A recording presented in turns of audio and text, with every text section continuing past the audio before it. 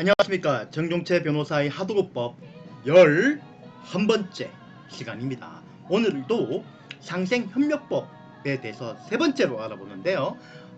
위스타클의 공정화 지침의 내용 중에는 두 번째입니다. 한번 그 내용을 좀 살펴보겠습니다. 경제 상황의 변동, 그러니까 원가 변동, 설계 변동 등이 있을 경우에 수탁기업이 본인의 발주자로부터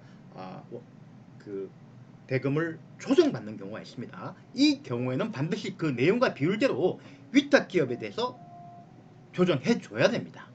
안 해주면 위법이죠. 근데 다만 여기서 하나 문제가 생기죠. 위탁기업이 본인의 발주자로부터 만약에 조정을 못 받았다. 이 경우는 어떡할까요? 네, 그 경우에도 설계 변경의 경우에는 추가 공사나 추가 위탁의 경우에 해당이 되므로 요거는 대금을 변경해 주거나 또는 추가 대금을 지급할 의무가 생기는데, 원가 변동의 경우에는 그건 원칙적으로 없습니다. 이거는 이제 대금 조정 신청만 가능하고요. 물론 뭐 엄청난 원가 변동 사유가 있다면 그거는 이 상황 변경의 법률에 따라 민사적으로 조정받을 수 있지만, 요거는 그 민사적인 변경은 거의 사실상 불가능하다고 보시면 됩니다. 요 경우에는 조정 신청을 해야 되고, 조정 신청하면 우리 위탁기업은 협의할 의무가 있습니다. 조정 신청하지 않으면 못 받습니다. 원가 변동의 경우에는. 다음으로 위탁기업은 수탁기업에 대해 가지고 위탁을 하면서 본인 또는 본인이 지정하는 사업자로부터 어떤 물품을 구매하거나 원료를 구매하거나 하도록 해서는 안 됩니다. 다만 정당한 사유가 있으면 인정이 되죠. 근데 정당한 사유는 언제겠습니까? 그거는 이 위수탁근에 제조 의뢰한 그것의 품질을 유지하기 위해서는 반드시 필요한 그런 정도의 필요성이 인정이 돼야 되고, 그거는 우리 위탁기업한테 입증 책임이 있는 거죠. 일반적으로 거의 안 된다고 보시면 되고 아주 곤란합니다. 그래서 만약에 위탁기업이라면 이 경우에는 수탁기업한테 하고 아주 자세하게 다큐멘테이션을 해놔야 됩니다. 그렇지 않으면 이거는 나중에 문제가 됐을 때 위탁기업이 빠져나갈 구멍이 거의 없어요. 왜냐하면 입증 책임이 위탁기업한테 있기 때문이고, 수탁기업 입장에서는 만약에 내가 하기 싫은 거 강제로 내 이거 공사를 하는데 위탁기업의 제품을 사라든가 중장비를 써라든가 이런 것들은 반드시 필요하지 않으면 반드시 이의 제기를 하십시오. 그 다음에 다음으로 확인 불가한 어음을 교부하는 것은 당연히 금지되어 있고, 이건 당연한 어떻게 보면 얘기죠. 하도급법에도 똑같이 있습니다.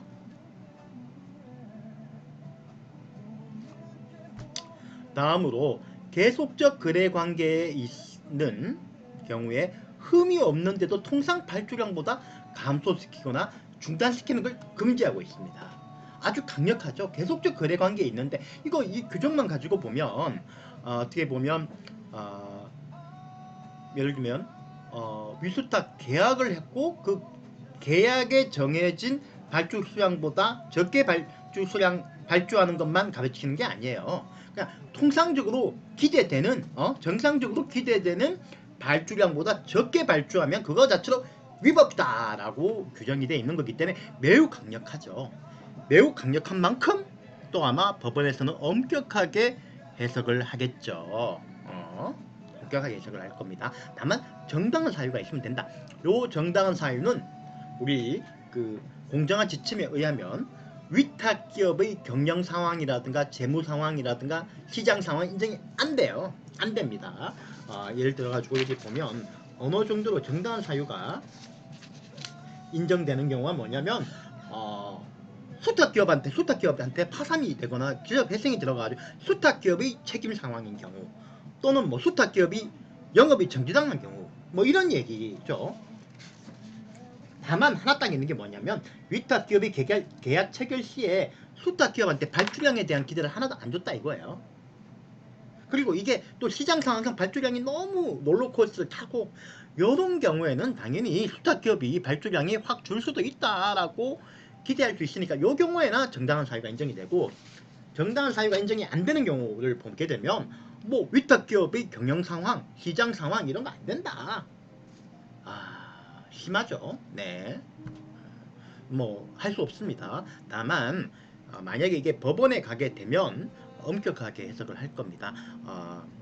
그 다만 하나 제가 생각하기에 하드급법에서 문제가 되게 됐던 게 뭐냐면 그 위탁기업, 그러니까 원사업자가 단가 계약을 하기 전에 좀 자기들 기대 수량을 발주량을 좀 부풀려 가지고 제시하고, 거기에 따라서 수급사업자가 욕심에 따고 싶은 욕심에 좀 단가를 낮춰가지고 규모의 경제에 따라서 낮춰가지고 계약을 체결한 경우에, 이 경우에 방법이 없었거든요. 기망에 의한 부당 단가 대금 결정이 아니면 방법이 없었고, 그거 사실 밝히기가 참 힘듭니다. 그런데 이제 위수탁 기업에는 그런 경우는 반드시 위법으로 보겠다라고 하는 이 조항이 들어간 거는 상당히 의미가 있다고 생각합니다.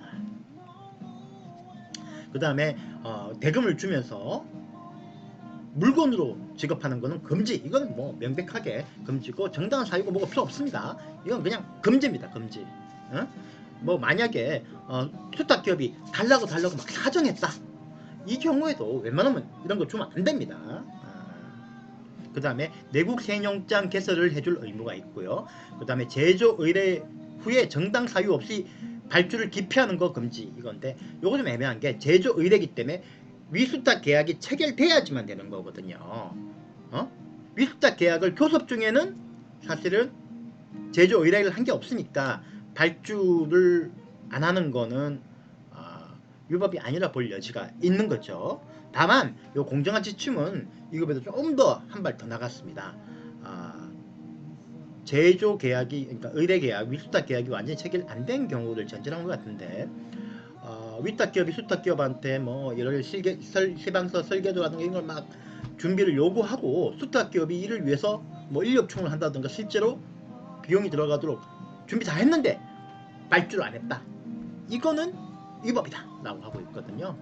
아마 이건 계약법리로 치면 계약 체결상의 과실 책임을 여기다가 넣은 것 같고, 다만 요거는 잘 모르겠습니다. 왜냐하면 그 25조 준수조항에서 25조의 1항 10호에서 물품 등의 제조를 의뢰한 후 발주를 기피하는 행위라고 되어 있는데, 의뢰는 위수탁 계약을 한 걸 전제로, 뭐 계약 구두 개념이 되면 위수탁 의뢰가 돼야 되거든요. 그거에 대해서 우리 하도급법과 관련해서는 우리 법원이 그 계약이 체결된 경우로 한정하고 있거든요. 그래서 요거는 좀 모르겠습니다. 민사적으로는 계약 체결상의 과실 책임을 전제로 그 염두에 둔 것 같은데, 공정한 지침이 법원에서 인정이 될지 안 될지는 한번 지켜봐야 될 것으로 생각이 됩니다. 그 다음에 이 상생협력법 위반과 관련해 신고를 했다든지, 아니면 대금 조정 신청이나 조정 신청을 했는데 보복행위는 아주 뭐 예를 들면은 계약을 위반하거나 발주를 안 주거나 이런 모든 게 다 포함이 되어 있는 거고요. 그 다음에 기술 임치 요구를 했는데도 불이익을 주는 것도 금지가 돼 있고, 부당한 기술 요구를 하는 것도 금지가 돼 있고, 유용을 하는 것 역시 금지가 되어 있습니다. 지난 선배님 한번 설명을 드렸고요. 그리고 이 뭐 공정거래법, 하도급법에 같이 있는 내용이지만 부당 경영 정보를 요구하는 것도 금지되어 있는데, 이거에 대해서는 경영 정보를 요구하는 정당한 사유를 위탁기업이 입증해야 됩니다. 다만 요거 관련해서 너무 이제 광범위하다. 특히 건설회사나 이런 회사 입장에서는 위탁기업의 원가 정보 견적서를 요구할 수 없다는 얘기냐라고 하면서 좀 너무 좀 과도하게 반응하는 경우가 있는데, 그거는 기본적으로 너무 과도하지 않은 이상은 인정된다고 보고, 정당한 사유가 있다고 보고, 기본적으로 그 수탁기업이 자별해서 제공하는 거기 때문에 그런 것까지는 인정이 될 걸로 생각이 되고요. 다만 그 제조와 관련해서 제2차 수탁기업이 원가 정보를 요구한다든가 이런 것들은 이제 금지가 돼. 이게 주로 뭐가 냐면 제조 하도급에서 우리 관행이 원사 그 위탁 기업이 수탁 기업의 제조 원가를 파악한다면 그거보다 조금만 더 마진 얹어가지고 죽지 않을 정도로만 대금을 결정하는 행위를 많이 했거든요. 그걸 금지하기 위해서 있는 조항이라고 저는 생각을 합니다.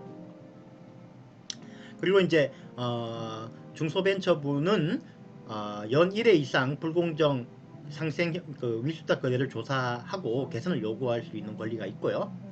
납품대금 지급 등의 시금 조치를 납품대금을 지급하라 또는 행위를 중단하라. 장래 위반 그 장래의 예방 조치를 취하라라고 하는 시정조치 명령권이 있는데 하도급법이나 공정거래법 위반의 경우는 제외하도록 되어 있습니다. 이 양기간이 중복으로 적용되는 걸, 그러니까 그 수범 사업자 입장에서는 이제 양기간한테 똑같은 위반으로 두 개 다 같이 당하는 건 너무 부당하기 때문에 이렇게 해놓은 걸로 생각이 되는데, 다만 요거와 관련해서는 하나 말씀드린 것처럼 그 위반 그 피해받은 수탁기업이 위탁업체를 신고하는 경우, 이 경우에 과연 적용이 되느냐 의문이 있습니다. 이 경우에도 그러면 중소벤처부한테 적극적인 시정조치 명령권이 있느냐? 왜냐하면 27조에 연일회 이상 조사하고 하는 경우에 개선 요구권, 시정조치 명령권이 있다고 하고 있거든요. 이거는 이제 정기조사를 얘기하는 건데, 계획을 정해가지고 하는 거. 근데 이제 신고의 경우는 여기에 해당이 안 된다고 볼 여지도 있어요. 이건 법을 좀 잘못 만든 것 같고, 좀 빨리 개선이 필요하다고 생각이 됩니다. 원칙적으로는 신고든 아니든 간에 위반이 있으면 공정의 조치를 요구할 수 있는 권한만 인정이 됐거든요. 근데 이게 2020년 10월 법 개정 때 27조가 들어갔는데 이거에 대해서는 좀 논란이 상당히 있을 걸로 생각이 됩니다. 적극적으로 좀 신고를 받아 조사를 진행한 경우에도 적용할 수 있도록 빨리 명확하게 법을 좀 변경을 했으면 좋겠습니다. 네, 오늘 여기까지만 하고요. 감사합니다. 수고 많으셨습니다.